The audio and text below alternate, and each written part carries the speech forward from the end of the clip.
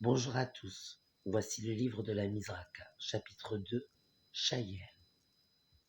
Voilà l'un des noms que l'on lui donne dans une bonne partie des zones de l'univers où il y a eu la vie, Chayem, qui est devenu chez nous Hachem.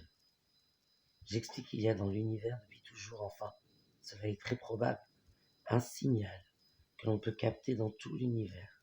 Pour ce, il suffit d'être. Même les animaux peuvent percevoir Chayem.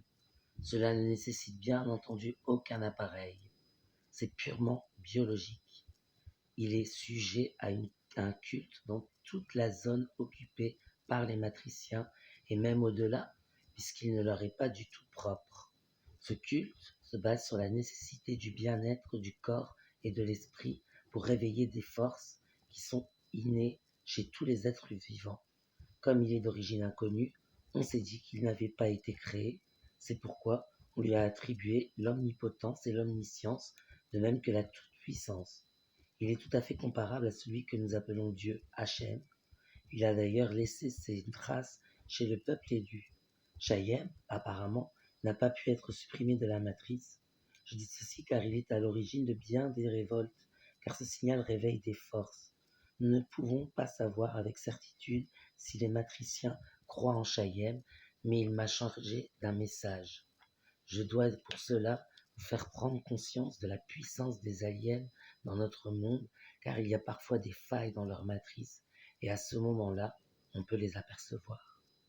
Il leur arrive certes de se déplacer dans notre matrice, mais ils sont normalement tout à fait indissociables, tout comme leurs engins.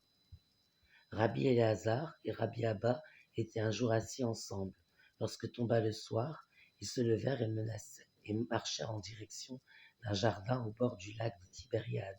Chemin faisant, ils aperçurent 2 étoiles qui se précipitaient l'une vers l'autre, puis elles se rejoignèrent et disparurent. Le Zohar, chapitre Les étoiles. La signification du mot Chayem est assez difficile à comprendre, mais ceci ne doit plus rester secret. Chayem. Cha, elle, au pluriel peut-être, on n'est pas sûr. I, la semence, lui. Chez la race des humanoïdes, c'est la femme qui porte l'enfant.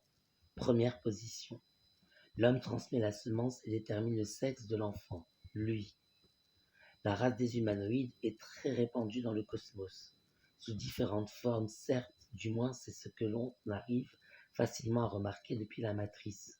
Ne pensez pas que la Bible a tout faux lorsqu'il y dit que la femme fut créée à partir des codes de l'homme.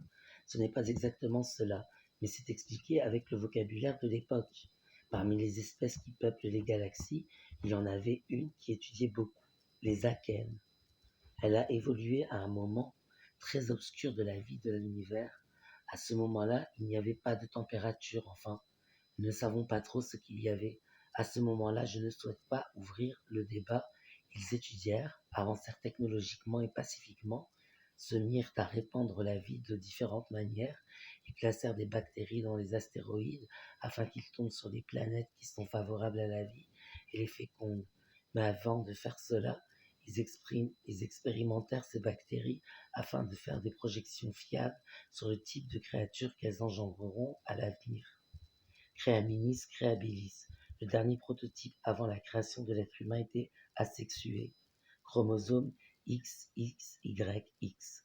Par la suite, on s'est aperçu qu'il était différent de ses créateurs. Il était sensible au contact et à la chaleur et la douceur corporelle. On a donc pensé qu'il était préférable qu'il y ait accouplement pour la reproduction. On a donc pris 2 chromosomes sur les côtés. Je ne sais pas si vous voyez bien. 2 chromosomes sur les côtés. XX, XY, X. Voilà. Donnant ainsi naissance à XX et XY.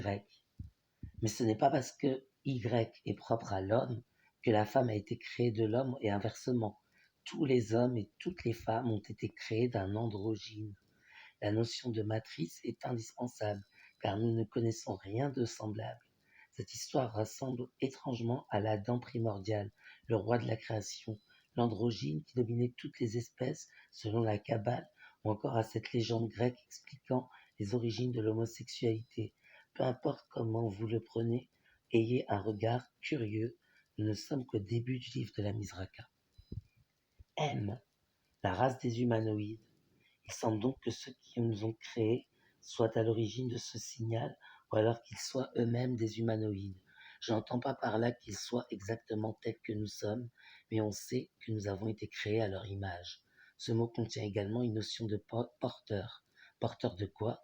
Porteur d'un chai, un être fécondé ou un asexué. Ces gens se reconnaîtront. Ceux qui portent un chai savent qu'ils jouent un rôle important, et je pense que le moment est enfin arrivé.